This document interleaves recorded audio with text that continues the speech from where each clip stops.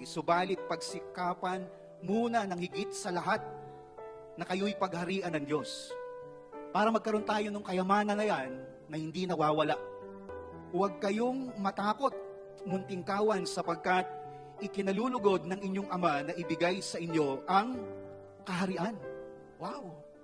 Hindi lang kayamanan ang ibibigay sa atin ng Diyos, yung kanyang kaharian ay ibigay sa atin yung ating pangangailangan at hindi lang yun kundi yung kanyang kingdom. At ang pinakauli sabi rito sa verse 33, ipagbili ninyo ang inyong ari-arian. Hey, handa na ba kayong ipagbili?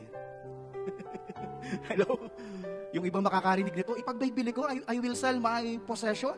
Diba? Yung iba dito ay magtataas ng kilay. Ano ba yan?